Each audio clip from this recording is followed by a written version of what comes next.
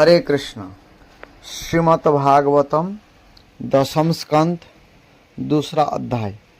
भगवान का गर्भ प्रवेश और देवताओं द्वारा गर्भ स्तुति। श्री सुखदेव जी कहते हैं, परीक्षित, कंस एक तो स्वयं बड़ा बली था और दूसरे मगध नरेश जरासंध की उसे बहुत बड़ी सहायता प्राप्त थी। तीसरे उसके साथी ने प्रलंबसूर, बकासुर उनके साथी थे। ऐसे खतरनाक साथी जो प्रलंबासुर, बकासुर, चाणूर, तृणावर्त, अघासुर, मुष्टिक, अरिष्ठासुर, दिविद, पुतना, केसी और धेनुका तथा बाणासुर और भौमासुर आदि बहुत से दैत्य राजा उसके सहायक थे। इनके साथ लेकर यह जदुवंशियों को नष्ट करने लगा। ये लोग भयभीत होकर कुरु, पांचाल, केकय, साल्ल, विदर्भ, निषद, विदेह और कौशल आदि देशों में जा बसे। कुछ लोग ऊपर ऊपर से उसके मन के अनुसार काम करते हुए उसकी सेवा में लगे रहे। जब कंस ने एक एक करके देवकी के 6 बालक मार डाले, तब देवकी के 7वें गर्भ में भगवान अंशरूप श्री शेष जी अर्थात बलराम जी, उन्हें अनंत भी कहते हैं, पधारे। आनंद स्वरूप शेष जी के गर्भ में आने के कारण देवकी को स्वाभाविक ही हर्ष हुआ, परंतु कंस शायद इसे भी मार डालें, इस भय से उनका शोक भी बढ़ गया। विश्व आत्मा भगवान ने देखा कि मुझे ही अपना स्वामी और सर्वस्व मानने वाले जदुवंशी कंस के द्वारा बहुत ही सताए जा रहे हैं। तब उन्होंने अपनी जोगमाया को यह आदेश दिया, देवी कल्याणी, तुम ब्रज में जाओ। यह प्रवेश ग्वालों और गौओं से सुशोभित है। यहाँ नंद बाबा के गोकुल में वसुदेव की पत्नी रोहिणी निवास करती है। उनकी और भी पत्नियां कंस से डरकर गुप्त स्थान में रह रही है। इस समय मेरा यह अंश, जिसे शेष कहते हैं, देवकी के उदर में गर्भ रूप से स्थित है। उसे वहाँ से निकलकर तुम रोहिणी के पेट में रख दो।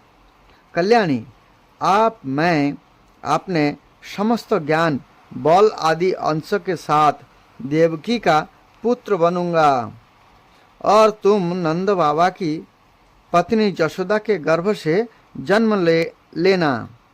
तुम लोगों को मुंह मांगे वरदान देने में समर्थ होगे।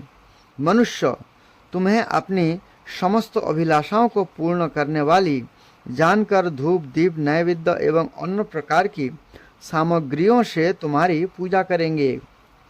पृथ्वी में लोग तुम्हारे लिए बहुत से स्थान बनाएंगे और दुर्गा, भद्रकाली, विजया, वैष्णवी, कुमुदा, चंडिका, कृष्णा, माधवी, कन्या, माया, नारायणी, ईशानी, शारदा और अंबिका आदि बहुत से नामों से पुकारेंगे। देवकी के गर्भ में खींचे जाने के कारण शेष जी को लोग संसार में संकर्षण कहेंगे, लोक रंजन करने के कारण राम कहेंगे और बलवानों में श्रेष्ठ होने के कारण बलभद्र भी कहेंगे। जब भगवान ने इस प्रकार आदेश दिया, तब जोगमाया ने जो आज्ञा ऐसा कहकर उनकी बात शिरोधार्य की और उनकी परिक्रमा करके ये पृथ्वी लोक में चली आई तथा भगवान ने जैसा कहा था वैसा ही किया। जोगमाया जो है, ये भगवान की एक अलग शक्ति है जो स्पिरिचुअल काम करते हैं। राधा रानी अंतरंगा शक्ति है, लेकिन जोगमाया जो है, भगवान इनसे सारा काम कराते हैं। जब जोगमाया ने देवकी का गर्भ ले जाकर रोहिणी के उदर में रख दिया, तब पूर्ववासी बड़े दुख के साथ आपस में कहने लगे, हाय, बेचारी देवकी का यह गर्भ तो नष्ट हो ही गया। जोग माया जो है यही देवकी के पेट से शंकरसन को खींचे थे, और यही जोग माया जो है नंद बाबा की बेटी बनी थी। जो कंस ने मारना चाह रहे थे वो स्वयं दुर्गा जी भगवान की बहिरंगा शक्ति है। ये बहिरंगा शक्ति, राधा रानी जो है अंतरंगा शक्ति। यही बहिरंगा शक्ति के द्वारा संसार से सारा काम भगवान करते रहते हैं, और अंतरंगा शक्ति जो है वो स्पिरिचुअल जो भगवान के अपना धाम गोलोक वृंदावन और बैकुंठ में ये कार्य करते हैं। सारा कार्य ये भगवान की शक्तियाँ हैं जो भगवान की शक्ति से ही कार्य करते हैं, क्योंकि शक्तिमान भगवान है और भगवान की शक्ति है। भगवान भक्तों को आश्रय करने वाले हैं। ये सर्वत्र सब रूप में है, उन्हें कहीं आना जाना नहीं है। इसलिए ये वसुदेव जी के मन में अपनी समस्त कलाओं के साथ प्रकट हो गए। उसमें विद्यमान होने पर भी अपने को अव्यक्त से व्यक्त कर दिया, आपने ढांक लिया अपने शक्ति को। भगवान की ज्योति को धारण करने के कारण वसुदेव जी सूर्य के समान तेजस्वी हो गए। उन्हें देखकर लोगों की आंखें चौधिया जाती। कोई भी अपने बल, वाणी या प्रभाव से उन्हें दबा नहीं सकता था। भगवान के उस ज्योतिर्मय अंश को जो जगत का परम मंगल करने वाला है, वसुदेव जी के द्वारा आधान किए जाने पर देवी देवकी ने ग्रहण किया। जैसे पूर्व दिशा चंद्रदेव को धारण करती है, वैसे ही शुद्ध सत्व से संपन्न देवी देवकी ने विशुद्ध मन से सर्वात्मा एवं आत्मस्वरूप भगवान को धारण किया। भगवान सारे जगत के निवास स्थान है। देवकी उनका भी निवास स्थान बन गई। परंतु घड़े आदि के भीतर बंद किए हुए दीपक का और अपनी विधा दूसरे को ना देने वाले ज्ञान खल की श्रेष्ठ विधा का प्रकाश जैसे चारों ओर नहीं फैलता, ऐसे ही कंस के कारागार में बंद देवकी को भी उतनी शोभा नहीं हुई। यहाँ पर बताया गया, शेष भगवान ने विचार किया कि रामावतार में मैं छोटा भाई बना, इससे मुझे बड़ा भाई की आज्ञा माननी पड़ी और बन जाने से मैं उन्हें रोक नहीं सका। श्री कृष्ण बलराम ने मैं बड़ा भाई बनकर भगवान की अच्छी सेवा कर सकूंगा, इसलिए वे कृष्ण से पहले ही गर्भ में आ गए थे। देवकी के गर्भ में भगवान विराजमान हो गए थे। उसके मुख पर पवित्र मुस्कान थी और उसके शरीर की कांति से बंदी गृह जगमगाने लगा था। जब कंस ने उसे देखा तब वह मन ही मन कहने लगा, आपकी बार मेरे प्राण के ग्राहक विष्णु ने इसके गर्भ में अवश्य ही प्रवेश किया है, क्योंकि इसके पहले देवकी कभी ऐसी न थी। आप इस विषय में शीघ्र से शीघ्र मुझे क्या करना चाहिए? देवकी को मारना तो ठीक ना होगा, क्योंकि वीर पुरुष स्वार्थवश अपने पराक्रम को कलंकित नहीं करते। एक तो यह स्त्री है, दूसरे बहन और तीसरे गर्भवती है। इसको मारने से तो तत्काल ही मेरी कीर्ति, लक्ष्मी और आयु नष्ट हो जाएगी। यह मनुष्य तो जीवित रहने पर भी मरा हुआ ही है, जो अत्यंत क्रूरता व्यवहार करता है। उसकी मृत्यु के बाद लोग उसे गाली देते हैं। इतना ही नहीं, यह देहाभिमानियों के योग्य घोर नरक में भी अवश्य जाता है। यद्यपि कंस देवकी को मार सकता था, किंतु स्वयं ही यह इस अत्यंत क्रूरता के विचार से निवृत्त हो गया। देखिए, एक असुर था कंस, फिर भी उनके मन में इस प्रकार का विचार है कि मुझे इतना क्रूरता तो नहीं करनी चाहिए। आप भगवान के प्रति दृढ़ वैर का भाव मन में गांठ कर उनके जन्म की प्रतीक्षा करने लगा। यह उठते बैठते, खाते पीते, सोते जागते और चलते फिरते सर्वथा ही कृष्ण के चिंतन में लगा रहता। देखिए, हमेशा कंस जो है कृष्ण के चिंतन में लगा रहता था। इसको कृष्ण चेतना कहते हैं। लेकिन ये जो है असुर था, इसलिए बैर भाव से कृष्ण का चिंतन करते थे, डरते थे। लेकिन एक वैष्णव को, भक्त को सदा इस प्रकार से ही चिंतन करना चाहिए भगवान श्री कृष्ण का, प्रीतिपूर्वक, प्रेम पूर्वक। यही हमें सीखने के लिए मिलता है कि हमें कृष्ण भावनामृत कैसे होना चाहिए। हमें उठते बैठते, खाते पीते, सोते जागते और चलते फिरते सर्वदा ही कृष्ण के चिंतन में लगे रहना चाहिए। जहाँ उसकी आँख पड़ती, जहाँ कुछ खड़का होती अर्थात आवाज़ होता, वहाँ उसे श्री कृष्ण दिख जाते। इस प्रकार उसे सारा जगत ही कृष्णमय दिखने लगा। परीक्षित, भगवान शंकर और ब्रह्मा जी कंस के कैद खाने में आए। उनके साथ अपने अनुचरों के सहित समस्त देवता और नारद आदि ऋषि भी थे। ये लोग सुमधुर वचनों से सबकी अभिलाषा पूर्ण करने वाले श्री हरि की इस प्रकार स्तुति करने लगे। प्रभु, आप सत्य संकल्प है, सत्य ही आपकी प्राप्ति का श्रेष्ठ साधन है। सृष्टि के पूर्व, प्रलय के पश्चात और संसार की स्थिति के समय इन असत्य अवस्था में भी आप सत्य है। पृथ्वी, जल, तेज, वायु और आकाश, इन 5 दृश्यमान सत्यों के आप ही कारण है और उनमें अंतर्जामी रूप से विराजमान भी है। आप इस दृश्यमान जगत के परमार्थ स्वरूप है। आप ही मधुर वाणी और समदर्शन के प्रवर्तक है। भगवान, आप तो बस सत्य स्वरूप ही है। हम सब आपकी शरण में आए हैं। यह संसार क्या है? एक सनातन वृक्ष। इस वृक्ष का आश्रय है एक प्रकृति। इसके 2 फल है, सुख और दुख। 3 बड़े हैं, सत्व, रज। 3 जड़ें हैं। जड़ क्या क्या है? सत्व, रज और तमोगुण। 4 रस है, धर्म, अर्थ, काम और मोक्ष।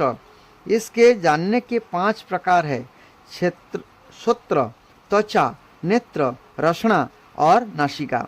इसके 6 स्वभाव है, पैदा होना, रहना, बढ़ना, बदलना, घटना और नष्ट होना। यही बात भगवत गीता में भी बताया गया है। कौमारम यौवनम जरा, ये वाला जो श्लोक है, इसमें भगवत गीता में भी भगवान बताते हैं कि कैसे शरीर का बदलता है। पहले कुमार अवस्था, फिर यौवन, फिर जन्म लेते हैं, फिर बढ़ते हैं, फिर कुमार अवस्था, यौवन अवस्था, ऐसे करके मर जाते हैं। इस वृक्ष की छाल है 7 धातुएं, रस, रुधिर, मांस, मेद, अस्थि, मज्जा और शुक्र। 8 शाखाएं हैं, 5 महाभूत, मन, बुद्धि और अहंकार। इसमें 5 महाभूत क्या क्या है? पृथ्वी, जल, अग्नि, वायु, आकाश। इसमें सुख आदि 9 द्वार खोड़ है। प्राण, अपान, व्यान, उदान, समान, नाग, कुर्म, कृकल, देवदत्त और धनंजय, ये 10 प्राण ही इसके 10 पत्ते हैं। इस संसार रूप वृक्ष पर 2 पक्षी है, जीव और ईश्वर। जीव ईश्वर का मतलब होता है जीवात्मा और परमात्मा। जो परमात्मा जो है साक्षी के रूप में रहते हैं, बोलते हैं ना, सब हमारे हृदय में है, भगवान हमारे हृदय में रहते, वही परमात्मा ईश्वर। इस संसार रूप वृक्ष की उत्पत्ति के आधार एकमात्र आप ही है। यहाँ पर बताया गया है, जो कंस विवाह के मंगल चिन्ह को धारण की हुई देवकी का गला काटने के उद्योग से ना हिचका, वही आज इतना सद्विचारवान हो गया। इसका क्या कारण है? अवश्य ही आज वह जिस देवकी को देख रहा है, उसके अंतरंग में, गर्भ में भगवान है। जिसके भीतर भगवान है, उसके दर्शन से सद्बुद्धि उदय होना कोई आश्चर्य की बात नहीं है। ये स्वयं वसुदेव जी सोच रहे थे जब कंस के मन में ऐसे विचार आया था कि देवकी का भी मारना नहीं चाहिए, क्योंकि कृष्ण को देखते ही सद्विचार आने लगता है, चाहे कोई असुर हो, चाहे कोई भी कैसा पापी हो। तो इसी प्रकार जो है भगवान श्री कृष्ण देवकी के गर्भ में आए और आगे इस प्रकार से कथा आगे आ रहा है। हरे कृष्ण। आपस में ही इसका प्रलय होता है और आपके ही अनुग्रह से इसकी रक्षा भी होती है। ये कौन कर रहे? देवता लोग स्तुति कर रहे, जिनका चित्त आपकी माया से आवृत्त हो रहा है। इस सत्य को समझने की शक्ति खो बैठा है।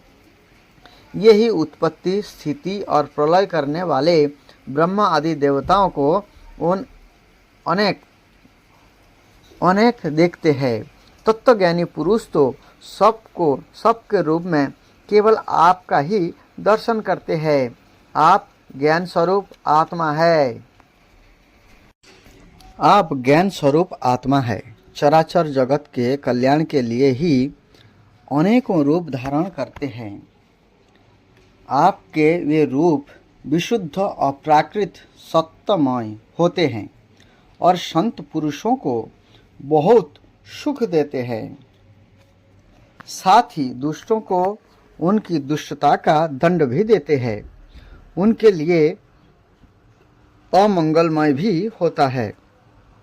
कमल के समान कोमल अनुग्रह भरे नेत्र वाले प्रभु, कुछ बिरले लोग ही आपके समस्त पदार्थों और प्राणियों के आश्रय स्वरूप रूप में पूर्ण एकाग्रता से अपना चित्त लगा पाते हैं और आपके चरण कमल रूपी जहाज का आश्रय लेकर इस संसार सागर को बछड़े के खूर के गड़े के समान अनायास ही पार कर जाते हैं, क्योंकि ना हो आप तक के संतों ने इसी जहाज से संसार सागर को पार जो किया है। परम प्रकाश स्वरूप परमात्मन, आपके भक्तजन सारे जगत के निष्कपट प्रेमी सच्चे हितैषी होते हैं। ये स्वयं तो इस भयंकर और कष्टों से पार करने योग्य संसार सागर को पार कर ही जाते हैं, किंतु औरों के कल्याण के लिए भी ये जहाँ आपके चरण कमलों की नौका स्थापित कर जाते हैं। वास्तव में सत्पुरुषों पर आपकी महान कृपा है। उनके लिए आप अनुग्रह स्वरूप ही है। कमल नयन, जो लोग आपके चरण कमलों की शरण नहीं लेते तथा आपके प्रति भक्ति भाव से रहित होने के कारण जिनकी बुद्धि भी शुद्ध नहीं होते, ये अपने को झूठ मूठ मुक्त मानते हैं। वास्तव में तो ये बद्ध ही है। ये यदि बड़ी तपस्या और साधना का कष्ट उठाकर किसी प्रकार ऊंचे से ऊंचे पद पर भी पहुंच जाए तो भी वहां से नीचे गिर जाते हैं। परंतु भगवान, जो आपके अपने निज जन है, उन्होंने आपके चरणों में अपनी सच्ची प्रीति जोड़ रखी है। ये कभी उन ज्ञानाभिमानियों की भांति अपने साधन मार्ग से गिरते नहीं। प्रभु, ये बड़े बड़े विघ्न डालने वालों की सेना के सरदारों के सिर पर पैर रखकर निर्भय विचरते हैं। कोई भी विघ्न उनके मार्ग में रुकावट नहीं डाल सकते, क्योंकि उनके रक्षक आप जो है। आप संसार की स्थिति के लिए समस्त देहधारियों को परम कल्याण प्रदान करने वाला विशुद्ध सत्यमय सच्चिदानंदमय परम दिव्य मंगल विग्रह प्रकट करते हैं। उस रूप के प्रकट होने से ही आपके भक्त वेद, कर्मकांड, अष्टांग योग, तपस्या और समाधि के द्वारा आपकी आराधना करते हैं। बिना किसी आश्रय के ये किसकी आराधना करेंगे? प्रभु, आप सबके विधाता है। यदि आपका यह विशुद्ध सत्यमय निज स्वरूप ना हो तो अज्ञान और उनके द्वारा होने वाले भेदभाव को नष्ट करने वाला अपरोक्ष ज्ञान ही किसी को ना हो। जगत में दिखने वाले तीनों गुण आपके हैं और आपके द्वारा ही प्रकाशित होते हैं, यह सत्य है। परंतु इन गुणों की प्रकाशक वृत्तियों से आपके स्वरूप का केवल अनुमान ही होता है, वास्तविक स्वरूप का साक्षात्कार नहीं होता। आपके स्वरूप का साक्षात्कार तो आपके इस विशुद्ध सत्यमय स्वरूप की सेवा करने पर आपकी कृपा से ही होता है। भगवान, मन और वेद वाणी के द्वारा केवल आपके स्वरूप का अनुमान मात्र होता है, क्योंकि आप उनके द्वारा दृश्य नहीं, उनके साक्षी है। इसलिए आपके गुण, जन्म और कर्म आदि के द्वारा आपके नाम और रूप का निरूपण नहीं किया जा सकता। फिर भी प्रभु, आपके भक्तजन उपासना आदि क्रिया योग के द्वारा आपका साक्षात्कार तो करते ही है। जो पुरुष आपके मंगलमय नामों और रूपों का कीर्तन, स्मरण और ध्यान करता है और आपके चरण कमलों की सेवा में ही अपना चित्त लगाए रहता है, उसे फिर जन्म मृत्यु रूप संसार के चक्र में नहीं आना पड़ता। संपूर्ण दुखों के रहने वाले भगवान,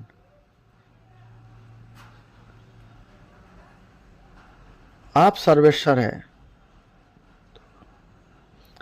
संपूर्ण दुखों को हरने वाले भगवान, संपूर्ण दुख को हरने वाले भगवान, आप सर्वेश्वर है। यह पृथ्वी तो आपका चरण कमल ही है। आपके अवतार से इसका भार दूर हो गया। धन्य है प्रभु, हमारे लिए यह बड़े सौभाग्य की बात है कि हम लोग आपके सुंदर सुंदर चिन्हों से युक्त चरण कमलों के द्वारा विभूषित पृथ्वी को देखेंगे और स्वर्गलोक को भी आपकी कृपा से कृतार्थ देखेंगे। प्रभु, आप अजन्मा है। यदि आपके जन्म के कारण के संबंध में हम कोई तर्क ना करें तो वही कह सकते हैं कि वह आपका एक लीला विनोद है। ऐसा कहने का कारण यह है कि आप तो दैत्य के लेस से रहित सर्वाधिष्ठान स्वरूप है और इस जगत की उत्पत्ति, स्थिति तथा प्रलय अज्ञान के द्वारा आप में आरोपित है। प्रभु, आपने जैसे अनेकों बार मत्स्य, हयग्रीव, कच्छप, नृसिंह, वराह, हंस, राम, परशुराम और वामन अवतार धारण करके हम लोगों की और तीनों लोकों की रक्षा की है, वैसे ही आप इस बार भी पृथ्वी का भार हरण कीजिए। यदुनंदन, हम आपके चरणों में वंदना करते हैं। देवकी जी को संबोधित करके, माता जी, यह बड़े सौभाग्य की बात है कि आपकी कोख में हम सबका कल्याण करने के लिए स्वयं भगवान पुरुषोत्तम आपने ज्ञान, बल आदि अंशों के साथ पधारे हैं। आप कंस के तनिक भी मत डरिए। आप तो यह कुछ ही दिनों का मेहमान है। आपका पुत्र यदुवंश की रक्षा करेगा। आपका पुत्र यदुवंश की रक्षा करेगा। श्री सुखदेव जी कहते हैं, परीक्षित, ब्रह्मा आदि देवताओं इस प्रकार भगवान की स्तुति की, उनका रूप यह है, इस प्रकार निश्चित रूप से तो कहा नहीं जा सकता। सब अपनी अपनी मति के अनुसार उसका निरूपण करते हैं। इसके बाद ब्रह्मा और शंकर जी को आगे करके देवतागण स्वर्ग में चले गए। कृष्ण बुक से श्रील प्रभुपाद जी द्वारा देवताओं द्वारा गर्भस्थ भगवान कृष्ण की स्तुति का विस्तार। राजा कंस ने न केवल यदु, भोज तथा अंधक वंश के राज्य तथा सूरसेन के राज्य को अपने अधिकार में कर लिया, अपितु उसने अन्य सभी आसुरी राजाओं से मैत्री भी स्थापित की। उनके नाम है प्रलंब, बक, चाणूर, तृणावर्त, अघासुर, मुष्टिक, अरिष्ठ, दिवित, पुतना, केशी तथा धेनुक। उस समय जरासंध मगध प्रांत, आजकल बिहार राज्य के राजा था। इस तरह कूटनीति से कंस ने जरासंध के संरक्षण में उस समय का सबसे शक्तिशाली राज्य सुगठित कर लिया। उसने बाणासुर तथा भौमासुर जैसे राजाओं से भी मैत्री स्थापित कर ली, जब तक वह सर्वाधिक प्रबल नहीं बन गया। फिर वह यदुवंश के प्रति, जिसमें कृष्ण को जन्म लेना था, अत्यधिक शत्रुता बरतने लगा। कंस के द्वारा सताए जाने के कारण यदु, भोज तथा अंधक राजा अन्य राज्य तथा कुरु, पांचाल, कैकई, शाल्य, विदर्भ, निषद, विदेह तथा कौशल राज्य की शरण में जाने लगे। कंस ने जोधु राज्य तथा उसी के साथ भोज तथा अंधक राज्य की एकता को ध्वस्त कर दिया।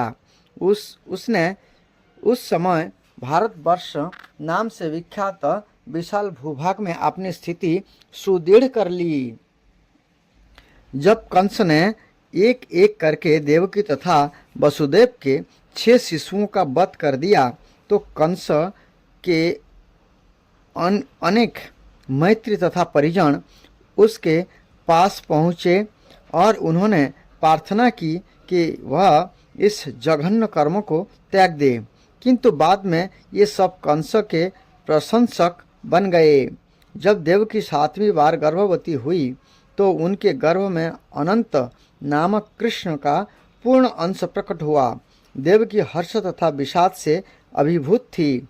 ये हर्षित थी क्योंकि उन्हें पता था कि उनके गर्भ में भगवान विष्णु ने आश्रय लिया है, किंतु साथ ही वे खिन्न थी कि शिशु के उत्पन्न होते ही कंस उसका वध कर देगा। इस समय भगवान कृष्ण ने कंस के द्वारा किए गए अत्याचारों से जोधुओं की भयभीत स्थिति पर दयालु होकर अपनी अंतरंगा शक्ति जोगमाया को प्रकट होने का आदेश दिया। कृष्ण संपूर्ण ब्रह्मांड के स्वामी है, किंतु जोधुवंश के ये विशेष रूप से स्वामी है। जोगमाया भगवान की प्रमुख शक्ति है। वेदों में कहा गया है कि भगवान की अनेक शक्तियां हैं। पराश्र शक्ति विविधेव श्रूयते। ये विभिन्न शक्तियां बाहर तथा भीतर से कार्य कर रही है और जोगमाया समस्त शक्तियों में प्रमुख है। उन्होंने आदेश दिया कि जोगमाया ब्रजभूमि वृंदावन में अवतरित हो, जो सदैव सुंदर गौओं से पूरित तथा सुशोभित रहता है।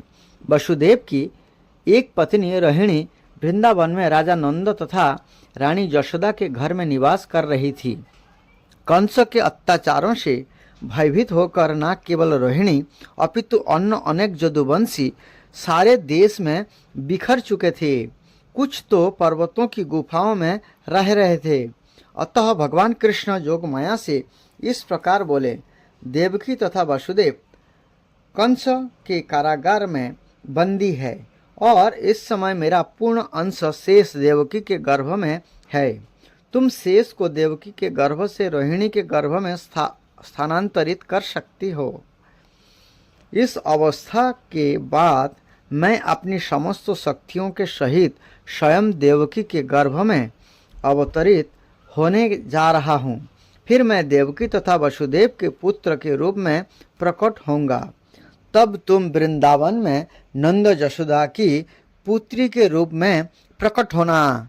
चूँकि तुम मेरे सहभागिनी के रूप में जन्मोगी और चूँकि तुम शीघ्र इंद्रिय तृप्ति की इच्छाओं को पूर्ति करोगे, अतः संसार के सभी लोग सभी प्रकार की मूल्यवान भेंटों तथा अगुरु बाती पुष्प तथा यज्ञ की हविष से तुम्हारी पूजा करेंगे।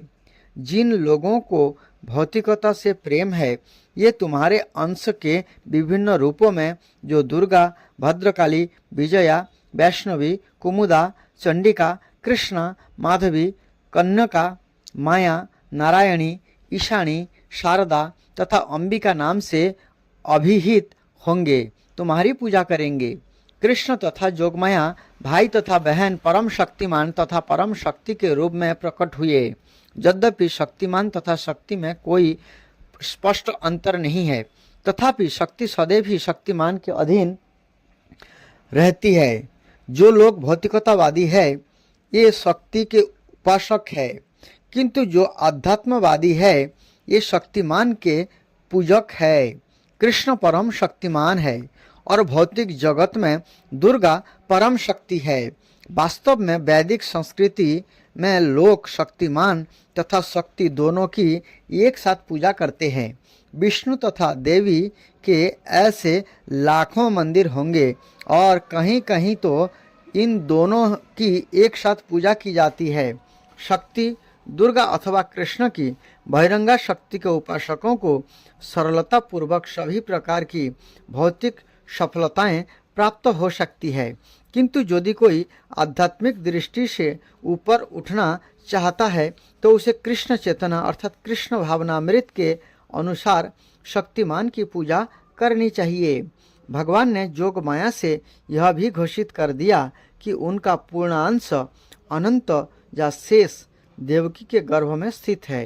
रोहिणी के गर्भ में बलपूर्वक ले जाए जाने के कारण ये संकर्षण कहलाएंगे और ये समस्त देवी शक्ति या बल के स्रोत होंगे जिनके द्वारा लोग जीवन का सर्वोच्च आनंद, जिसे रमण कहते हैं, प्राप्त कर सकेंगे।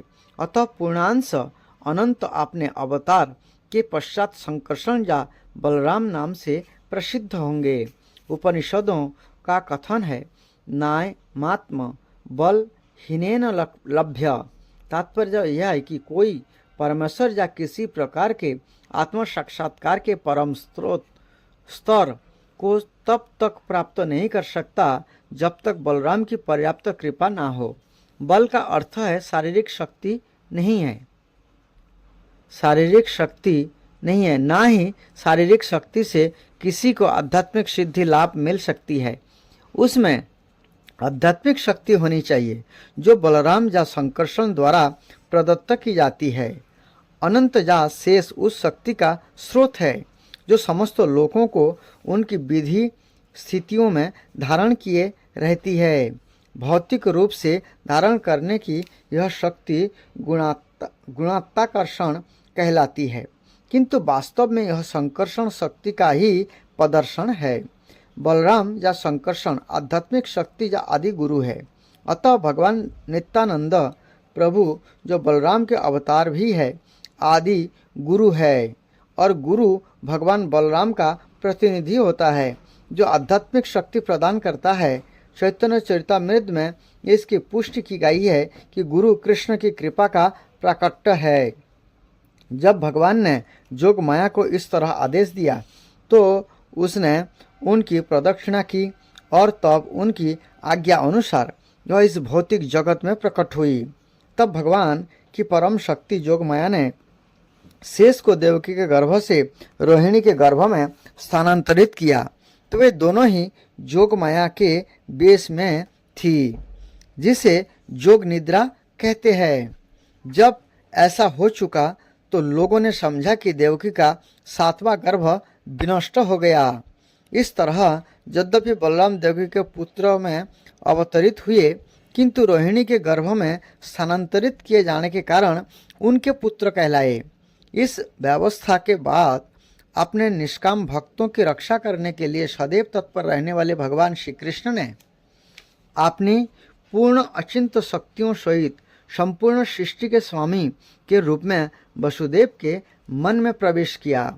इस प्रसंग में यह ज्ञातव्य हो कि भगवान कृष्ण पहले वसुदेव के निष्काम हृदय में प्रविष्ट हुए और तत्पश्चात देवकी के हृदय में स्थानांतरित हुए। ये देवकी के गर्भ में वीर्य द्वारा स्थापित नहीं हुए थे। भगवान अपनी अचिंत्य शक्ति से किसी रूप में प्रकट हो सकते हैं। उनके लिए यह अनिवार्य नहीं है कि वे स्त्री के गर्भ में वीर्य क्षेपण की सामान्य विधि द्वारा प्रकट हो। जब वसुदेव भगवान को अपने हृदय में धारण किए हुए थे तो ये उस देदीप्यमान सूर्य की भांति लग रहे थे, जिसकी प्रखर किरणों सदा असह्य होता है और सामान्य जनों को झुलसाने वाली होती है। वसुदेव के शुद्ध निष्काम हृदय में स्थित भगवान का रूप कृष्ण के आदि रूप से भिन्न नहीं था कहीं भी, और विशेष रूप से हृदय के भीतर श्री कृष्ण के रूप का उदय धाम कहलाता है। धाम से कृष्ण के केवल रूप का नहीं अपितु उनके नाम, गुण तथा साज सामान का भी बोध होता है। यह सब एक साथ प्रकट होता है। इस प्रकार भगवान का शाश्वत रूप अपनी पूर्ण शक्तियों समेत वसुदेव के मन में से देवकी के मन में उसी तरह स्थानांतरित हुआ जिस प्रकार अस्त होते हुए सूर्य की किरण पूर्व में उदय होने वाले पूर्ण चंद्रमा में चली जाती है। भगवान कृष्ण वसुदेव के शरीर से देवकी के शरीर में प्रविष्ट हुए।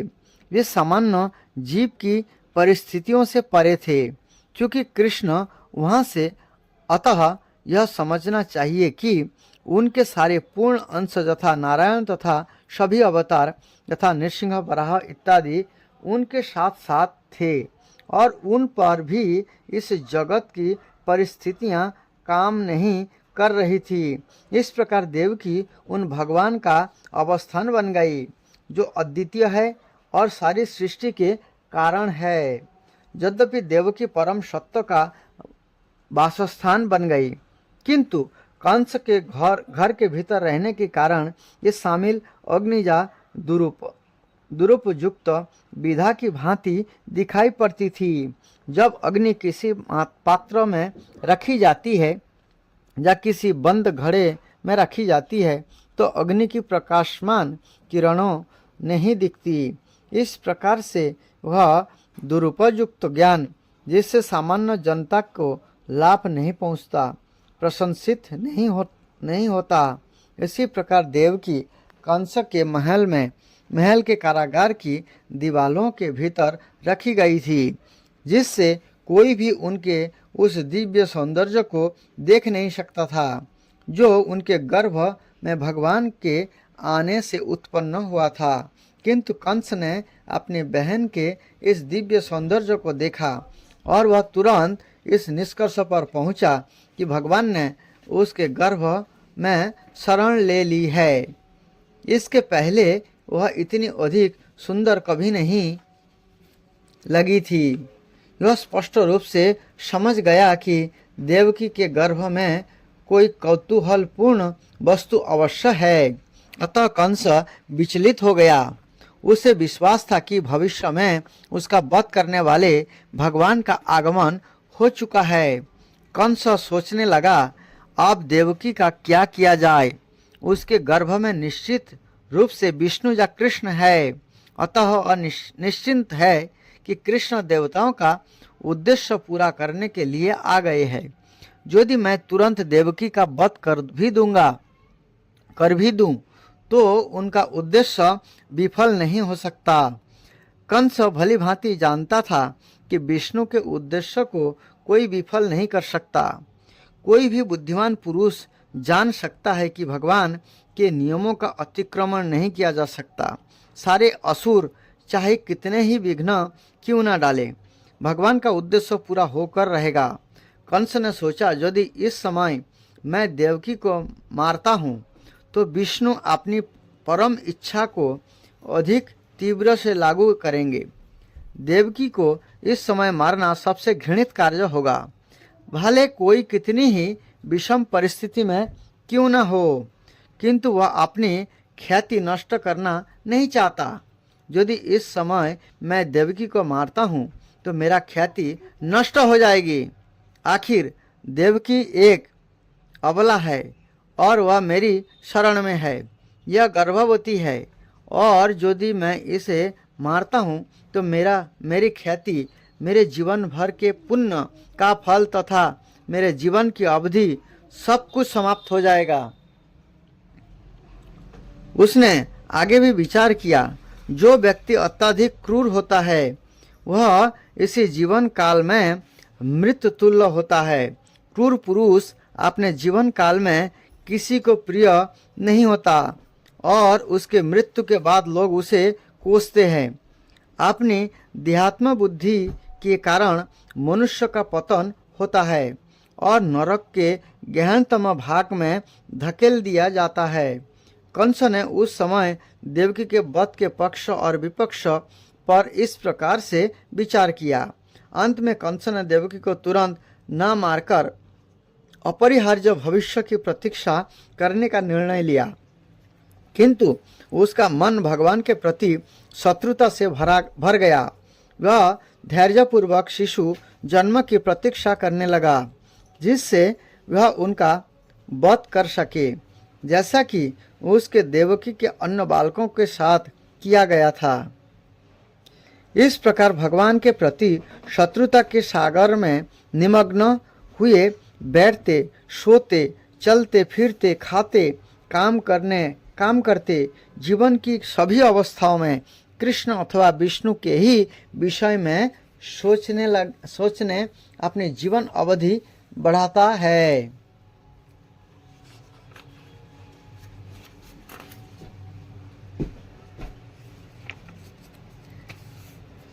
इन फलों का स्वाद 4 प्रकार के हैं: धर्म, अर्थ, काम तथा मोक्ष। प्रकृति के तीनों गुणों के साथ भिन्न प्रकार के संसर्गों के फलस्वरूप जीव विभिन्न प्रकार के धर्म, अर्थ, काम तथा मोक्ष का स्वाद लेता है। व्यवहारिक रूप में सारा भौतिक कार्य अज्ञान अर्थात तमोगुण में किया जाता है, किंतु 3 प्रकार के गुण होने से कभी कभी वह अज्ञान अर्थात तमोगुण, सत्व या रजोगुण से आच्छादित रहता है। इन भौतिक फलों का स्वाद 5 इंद्रियों द्वारा ग्रहण किया जाता है। 5 इंद्रियां जिनके द्वारा ज्ञान अर्जित किया जाता है 6 प्रकार के कोड़ों अर्थात दोषों से प्रभावित होती है: शोक, मोह, दुर्बलता, मृत्यु, भूख तथा प्यास। यह भौतिक शरीर या भौतिक जगत 7 कोशों आवरणों से ढका है: त्वचा, पेशी, मांस, मज्जा, अस्थि, वसा तथा वीर्य। वृक्ष की 8 शाखाएं हैं: पृथ्वी, जल, अग्नि, वायु, शून्य अर्थात आकाश, मन, बुद्धि तथा अहंकार। इस शरीर में 9 द्वार है: 2 आंखें, 2 नथुने, 2 कान, 1 मुंह, 1 शीशन, 1 गुदा। और इस शरीर के भीतर 10 प्रकार के आंतरिक वायु प्राण है अर्थात प्राण, अपान, उदान, व्यान, सामान इत्यादि। जैसा कि ऊपर कहा जा चुका है, इस वृक्ष पर बैठे 2 पक्षी जीवात्मा तथा अंतर्यामी भगवान है। यहाँ पर वर्णित भौतिक जगत के मूल कारण भगवान ही है।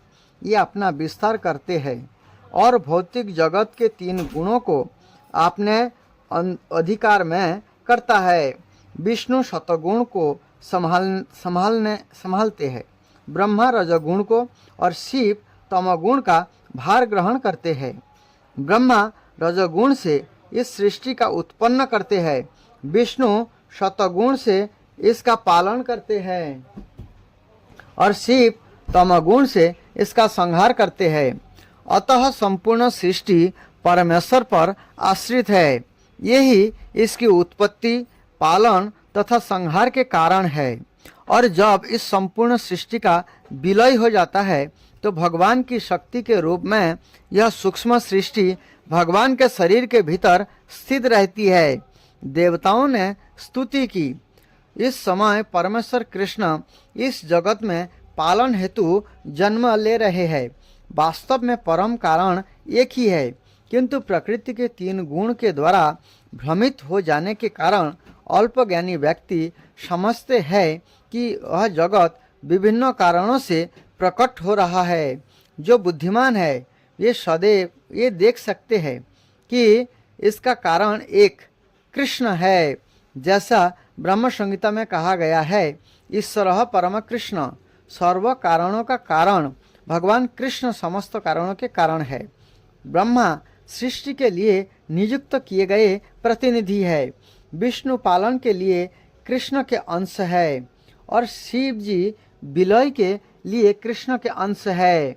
देवताओं ने स्तुति की, हे स्वामी, आपके शाश्वत स्वरूप को समझ पाना दुष्कर है। सामान्य जन आपके वास्तविक रूप को समझने में अक्षम रहते हैं। अतः आप अपना आदि शाश्वत रूप प्रकट करने के लिए स्वयं अवतार ले रहे हैं। लोग किसी तरह आपके विभिन्न अवतारों को तो समझ सकते हैं, किंतु 2 भुजाओं वाले कृष्ण के शाश्वत रूप को मनुष्य के बीच उन्हीं के समान विचरण करते देखकर ये उलझन में पड़ जाते हैं। आपका यह शाश्वत रूप भक्तों के दिव्य आनंद को बढ़ाता रहता है, किंतु अभक्त के लिए वह घातक है। जैसे कि भगवत गीता में कहा गया है, कृष्ण साधु के लिए अत्यंत मोहक है, परित्राणाय साधुनाम, किंतु यह रूप असुरों के लिए अत्यंत घातक है, क्योंकि कृष्ण असुरों के वध के लिए अवतरित होते हैं। अतः ये एक ही साथ भक्त के लिए मोहक और असुरों के लिए घातक है। हे कमल के समान नेत्र वाले प्रभु, आप शुद्ध सत्व के स्रोत हैं। ऐसे अनेक ऋषि हैं जिन्होंने केवल समाधि के द्वारा या आपके चरण कमलों के आध्यात्मिक ध्यान के द्वारा और इस तरह आपके विचार में लीन रहकर प्रकृति द्वारा उत्पन्न अज्ञान के महासागर को गोखूर के समान वाले जल के समान बना दिया है। ध्यान का उद्देश्य मन को भगवान के चरण कमलों से प्रारंभ करके उन पर केंद्रित करना है। भगवान के चरण कमलों के ध्यान से ही बड़े बड़े मुनि इस विशाल भवसागर को बिना कठिनाई के पार कर लेते हैं। हे स्वयं प्रकाशित, जिन महान संतों ने आपके चरण कमलों की दिव्य नाव के सहारे अज्ञान सागर को पार कर लिया है, ये उस नाव को आपने साथ नहीं ले गए। वह आप भी इस पार पड़ी हुई है। यदि कोई नाव द्वारा नहीं पार कर सकता है तो वह नाव को भी उस पार लेता जाता है। अतः जब वह अपने गंतव्य पर पहुंच जाता है तो फिर वही नाव किस प्रकार उन लोगों के लिए उपलब्ध हो सकता है जो इस और प्रतीक्षा कर रहे हैं। इस कठिनाई का उत्तर देने के लिए देवता अपनी स्तुति में कहते हैं कि भगवान के चरण कमलों की यह नाव ले नहीं जाई जाती। जो भक्तगण आप भी भवसागर के इस पार खड़े हैं, ये दूसरे ओर जाने में समर्थ होते हैं, क्योंकि शुद्ध भक्त सागर को पार करते समय उसे अपने साथ नहीं ले जाते। जब कोई इस नाव के पास जाता है तो भौतिक अज्ञान का सारा समुद्र सिमटकर गोपद में समा जाता है। अतः भक्तों को दूसरी ओर जाने के लिए नाव की आवश्यकता ही नहीं पड़ती, ये तुरंत समुद्र पार कर लेते हैं। चूँकि महान साधु पुरुष समस्त बद्ध जीवों के प्रति दयालु होते हैं, अतः नाव तब भी इस ओर पड़ी रहती है। कोई किसी समय उनके चरणार बिंद का ध्यान करके भौतिक अज्ञान के महान सागर को पार कर सकता है। ध्यान का अर्थ है भगवान के चरण कमलों पर एकाग्रता। चरण कमल भगवान के सूचक है, किंतु जो निर्विशेषवादी है ये भगवान के चरण कमलों को नहीं मानते। किंतु जो निर्विशेषवादी है ये भगवान के चरण कमलों को नहीं मानते, अतः उनके ध्यान का विषय निराकार होता है। किंतु जो निर्विशेषवादी है ये भगवान के चरण कमलों को नहीं मानते, अतः उनके ध्यान का विषय निराकार होता है। देवताओं का यह पक्का निर्णय है कि जो लोग शून्य या निराकार का ध्यान करने में रुचि रखते हैं, ये अज्ञान के सागर को पार नहीं कर सकते। ऐसे लोग केवल वही सोचते हैं कि मुक्त हो गए हैं। हे कमल नेत्र प्रभु, उनकी बुद्धि कलमशग्रस्त हो जाते हैं, क्योंकि आपके चरण कमलों का ध्यान करने में असफल रहते हैं। इस अपेक्षा भाव के कारण निर्विशेषवादी संसार के बद्ध जीवन में पुनः आ गिरते हैं। भले ही कुछ काल के लिए वे निराकार साक्षात्कार के पद तक पहुंच जाए। निर्विशेषवादी ब्रह्म तेज में लीन होने के लिए कठिन तपस्या करते हैं, किंतु उनके मन भौतिक कलमश से मुक्त नहीं होते। ये चिंतन की भौतिक विधियों का निषेध मात्र करते रहते हैं। इसका यह तात्पर्य कदापि नहीं है कि मुक्त हो चुके हैं। इस तरह ये नीचे गिर जाते हैं। भगवत गीता में कहा गया है कि निर्विशेषवादियों के चरम लक्ष्य की प्राप्ति के लिए महान यातनाएं सहनी पड़ती है। भगवत गीता के प्रारंभ में इसका भी उल्लेख है कि भगवान की भक्ति के बिना किसी को सकाम कर्मों के बंधन से मुक्ति प्राप्त नहीं हो सकती। भगवत गीता में भगवान कृष्ण का और श्रीमद् भागवतम में नारद मुनि का कथन है, और यहाँ भी देवता इसकी पुष्टि करते हैं। जो लोग भक्ति नहीं करते उन्हें ज्ञान का चरम लक्ष्य ज्ञात नहीं रहता। ऐसे लोगों को आपकी कृपा प्राप्त नहीं होती। निर्विशेषवादी केवल वही सोचते हैं कि ये मुक्त है, किंतु वास्तव में उनमें भगवान के लिए कोई भावना नहीं होती। ये सोचते हैं कि जब कृष्ण इस जगत में आते हैं तो ये भौतिक शरीर धारण करते हैं। इस प्रकार ये कृष्ण के दिव्य शरीर की उपेक्षा कर देते हैं। भगवत गीता में इसकी पुष्टि हुई है। अवजानन्ति मामूढ़ा। फलत निर्विशेषवादी भौतिक वासना पर विजय पाने तथा मुक्ति तक पहुँचने के बावजूद नीचे गिर जाते हैं। यदि वे ज्ञान के लिए ही वस्तुओं को जानने में व्यस्त रहते हैं और भगवान की भक्ति नहीं करते तो उन्हें वांछित फल प्राप्ति नहीं हो सकता।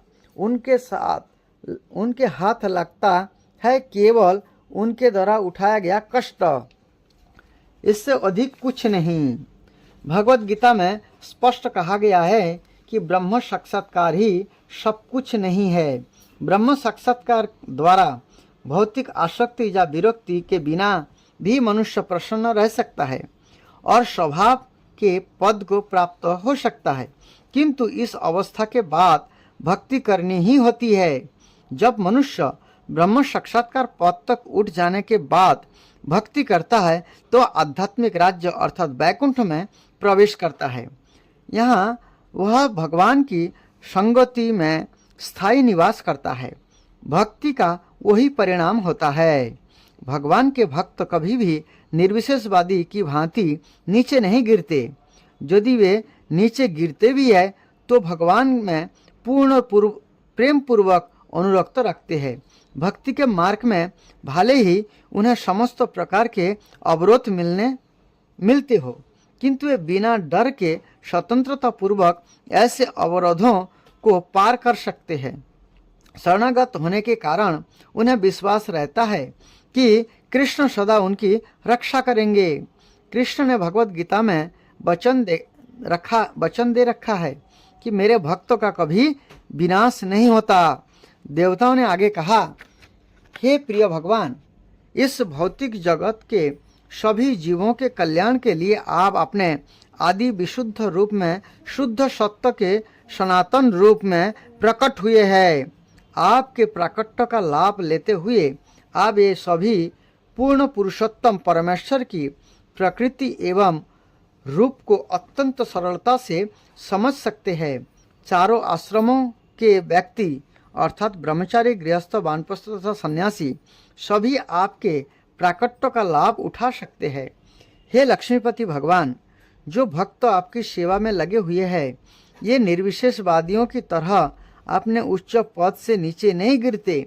भक्तगण आपके द्वारा रक्षित होकर मुक्ति के मार्ग में बाधक माया के अनेक सेनापतियों के सिरों को लांग जाते हैं, अर्थात सिर के ऊपर पैर रख के आगे बढ़ जाते हैं। हे प्रभु, आप जीवों के लाभ के लिए अपने दिव्य शाश्वत रूप प्रकट होते हैं, जिससे वे आपका साक्षात दर्शन कर सके और वेदों के अनुष्ठानों, यौगिक ध्यान तथा शास्त्र विहित भक्ति के द्वारा आपके पूजा की भेंट अर्पित कर सके। हे भगवान, यदि आप अपने सच्चित आनंद रूप में जो आपके पद के बारे सभी प्रकार की मन गणंत अविधा को दूर करने वाला है ना प्रकट होते तो सभी लोग अपने अपने भौतिक गुणों के अनुसार आपके विषय में केवल कल्पना करते रहते। कृष्ण अवतार भगवान के समस्त काल्पनिक मूर्ति विज्ञान का मुंह तोड़ जवाब है। प्रत्येक व्यक्ति प्रकृति के बारे में अपने अपने गुण के अनुसार भगवान के स्वरूप की कल्पना करता है। ब्रह्म संहिता में कहा गया है कि भगवान पुरातन पुरुष है, अतः कुछ धर्म अनुयायी कल्पना करते हैं कि ईश्वर अत्यंत प्राचीन होगा, अतः ये भगवान को अत्यंत वृद्ध पुरुष की भांति अलंकित करते हैं, किंतु उसी ब्रह्म संहिता में इसका प्रतिवाद भी हुआ है कि यद्यपि ये समस्त जीवों से प्राचीन है, तथापि उनका शाश्वत रूप सदैव तरुण है। श्रीमद् भागवत में इस प्रसंग में ये शब्द प्रयुक्त है, विज्ञानम विज्ञानभिद आपमार्जनम। विज्ञानम का अर्थ है भगवान संबंधी दिव्य ज्ञान। विज्ञानम का अर्थ है अनुभूत ज्ञान भी है। दिव्य ज्ञान गुरु परंपरा की अवरही विधि से स्वीकार किया जाता है। श्री कृष्ण का रूप, उनकी बंसी, उनका रंग, सब कुछ सत्य है। यहाँ यह कहा गया है कि यह विज्ञान समस्त प्रकार की चिंतन परख विधा को सदैव मात देता है।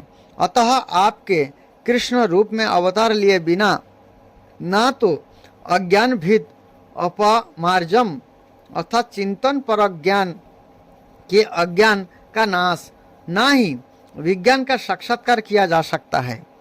अज्ञान भीद अपमार्जनम, दूसरे शब्दों में आपके अवतार से काल्पनिक ज्ञान की अविधा मिट जाएगी और भगवान ब्रह्मा जैसे अधिकारियों के अनुभूत ज्ञान की स्थापना होगी।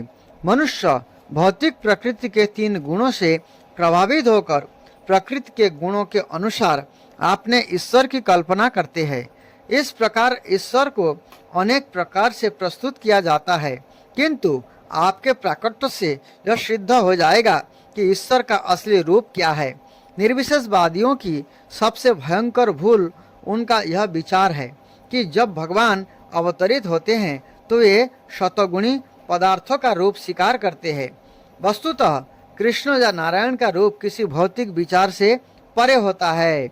यहाँ तक कि महानतम मायावादी शंकराचार्य ने भी स्वीकार किया है कि नारायण परो अव्यक्तन भौतिक सृष्टि द्रव्य पदार्थ के अव्यक्त प्राकट्य से या द्रव्य के अप्रत्यक्ष संरक्षण से उत्पन्न होती है और कृष्ण इस भौतिक बोध से परे है। इसे भगवत गीता में शुद्ध सत्य या दिव्य सत्य कहा गया है। इनका संबंध सतगुण से नहीं है, ये भौतिक सत्य से ऊपर है, ये सच्चिदानंद स्वरूप है। हे प्रभु, जब आप विभिन्न अवतारों में प्रकट होते हैं तो विभिन्न परिस्थितियों के अनुसार आप भिन्न भिन्न नाम और रूप धारण करते हैं। सर्व आकर्षक होने के कारण आपका नाम कृष्ण है। अपने दिव्य सौंदर्य के कारण आप श्याम सुंदर कहलाते हैं। श्याम का अर्थ है श्यामला। फिर भी कहा जाता है कि आप हजारों कामदेव से अधिक सुंदर है। कंदर्प कोटि कमनीय विशेष शोभम। यद्यपि आपका रंग श्याम बादल जैसा है, किंतु दिव्य परम होने के कारण आपका सौंदर्य कामदेव के कमल शरीर से कई गुना आकर्षक है। कभी कभी आप गिरधारी कहे जाते हैं क्योंकि आपने गोवर्धन पर्वत धारण किया था। कभी कभी आप नंदन नंदन वासुदेव या देवकी नंदन कहलाते हैं क्योंकि आप महाराज नंद या वसुदेव अथवा देवकी के पुत्र रूप में जन्म लेते हैं। निर्विशेषवादी सोचते हैं कि आपके अनेक नाम अथवा रूप आपके किसी विशिष्ट कार्य तथा गुण के कारण है, क्योंकि ये आपने को भौतिक प्रेक्षक अर्थात दर्शक मानकर आपको स्वीकार करते हैं। हे प्रिय, आपकी प्रकृति रूप तथा कार्यकलाप को कल्पना द्वारा नहीं जाना जा सकता। आपकी प्रकृति दिव्य रूप नाम तथा गुण को समझने के लिए मनुष्य को पहले भक्ति करनी होगी। वस्तुतः जिस व्यक्ति में आपके चरण कमलों की सेवा के लिए रंच भर भी रुचि होती है, वही आपकी प्रकृति रूप तथा गुण को समझ सकता है। अन्य लोग लाखों वर्षों तक चिंतन करते रहने पर भी आपकी वास्तविक स्थिति का एक अंश भी नहीं समझ पाते। दूसरे शब्दों में, अभक्त कभी भगवान कृष्ण को नहीं समझ सकते, क्योंकि जोग माया का आवरण कृष्ण को वास्तविक स्वरूप को ढांके रहता है। जैसा कि भगवत गीता में पुष्टि की गई है। नाहम प्रकाश सर्वस्व जोगो माया समावृत। भगवान कहते हैं मैं हर एक के लिए प्रकाशित नहीं हूँ। जब कृष्ण ने अवतार लिया तो ये वस्तुतः कुरुक्षेत्र के युद्ध क्षेत्र में उपस्थित थे और सबों ने उन्हें देखा भी था, किंतु उनमें से हर एक व्यक्ति यह नहीं जान सका कि ये भगवान है। फिर भी उनकी उपस्थिति में मरने वाले प्रत्येक व्यक्ति को भव बंधन से पूर्ण मुक्ति मिली और वह वैकुंठ लोक को भेज दिया गया। हे भगवान, निर्विशेषवादी या अभक्त यह नहीं समझ सकते कि आपका सहित आपका नाम आपके रूप से अभिन्न है। चूँकि भगवान परम है, अतः उनके नाम तथा वास्तविक रूप में कोई अंतर नहीं है। भौतिक जगत में नाम तथा रूप में अंतर होता है। आम का फल आम के नाम से भिन्न होता है। कोई केवल आम की रट लगाकर आम का स्वाद नहीं पा सकता, किंतु भक्त जानता है कि भगवान के नाम तथा रूप में कोई अंतर नहीं। अतः वह हरे कृष्ण कृष्ण कृष्ण हरे हरे, हरे राम राम राम हरे हरे का कीर्तन करता है और अपने आप को सदैव कृष्ण की संगति में अनुभव करता है। जो व्यक्ति परमेश्वर के परम ज्ञान में बहुत सिद्ध नहीं है, उन्हें भगवान कृष्ण अपनी दिव्य लीलाएं दिखलाते हैं। ये केवल भगवान की इन लीलाओं का ही चिंतन कर सकते हैं और पूरा लाभ उठा सकते हैं। चूँकि भगवान के दिव्य नाम तथा रूप में कोई अंतर नहीं होता, अतः इनकी दिव्य लीलाओं तथा उनके रूप में कोई अंतर नहीं होता। जो अल्पज्ञानी है, यथा स्त्रियां, श्रमिक या वणिक वर्ग, उनके लिए व्यासदेव ने महाभारत की रचना की है। महाभारत में कृष्ण अपने विभिन्न कार्यकलापों के साथ विद्यमान है। महाभारत इतिहास है। अल्पज्ञानी लोग श्री कृष्ण की दिव्य लीलाओं के अध्ययन, श्रवण तथा स्मरण मात्र से ही क्रमशः शुद्ध भक्त के पद को प्राप्त होते हैं। शुद्ध भक्त जो कृष्ण के दिव्य चरण कमल के विचार में सदैव लीन रहते हैं और सदैव पूर्ण कृष्ण भावनामृत में रहते हुए कृष्ण भक्ति में लगे रहते हैं, उन्हें कभी भी इस जगत में रहते हुए नहीं मानना चाहिए। श्रील रूप गोस्वामी ने कहा है कि जो लोग मानसा वाचा कर्मणा कृष्ण भक्ति में लगे रहते हैं, उन्हें इसी शरीर में रहते हुए भी मुक्त हुआ मानना चाहिए। भगवत गीता में इसकी पुष्टि की गई है। जो व्यक्ति भगवान की भक्ति में लगा हुआ है, उन्हें पहले ही भव सागर से पार कर लिया है। हे कृष्ण, भक्त तथा अभक्त को समान रूप से जीवन का अंतिम लक्ष्य प्राप्त करने का अवसर देने के लिए प्रकट होते हैं। भक्तों को भगवान का साक्षात दर्शन करने तथा उन्हें पूजने का अवसर प्राप्त होता है। जो लोग उस पद को प्राप्त नहीं है, उन्हें उनके कार्यकलापों से परिचित होने तथा उनके ही समान पद तक उठने का अवसर प्राप्त होता है। हे प्रिय प्रभु, हे सर्वोपरि नियंता, आपके पृथ्वी के प्रकट होने पर कंस तथा जरासंध जैसे सभी असुर नष्ट हो जाएंगे। हे प्रिय प्रभु, हे सर्वोपरि नियंता, आपके पृथ्वी पर प्रकट होने पर कंस तथा जरासंध जैसे सभी असुर नष्ट हो जाएंगे और सारा जगत सौभाग्य से व्याप्त हो जाएगा। जब आप इस ग्रह पर चलते हैं तो आपके पाद पद्मों के तलवे से भूमि पर छाप उठेगी, जैसे कि ध्वजा, त्रिशूल तथा बिजली। इस प्रकार आप पृथ्वी एवं स्वर्गलोक में रहने वाले हम सभी पर भी कृपा करेंगे, क्योंकि हमें उन चिन्हों को देखने का सौभाग्य प्राप्त होगा। देवताओं ने आगे कहा, हे प्रभु, आप अजन्मा है, अतः आपके प्रकट होने का यदि कोई कारण हो सकता है तो आपकी आनंददायक लीलाएं ही है। यद्यपि भगवान के प्रकट होने का कारण भगवत गीता में बताया गया है, ये भक्तों की रक्षा करने तथा अभक्तों का विनाश करने के लिए अवतरित होते हैं, किंतु वस्तुतः ये अपने भक्तों से आनंद मिलन के लिए अवतरित होते हैं, अभक्तों के विनाश के लिए नहीं।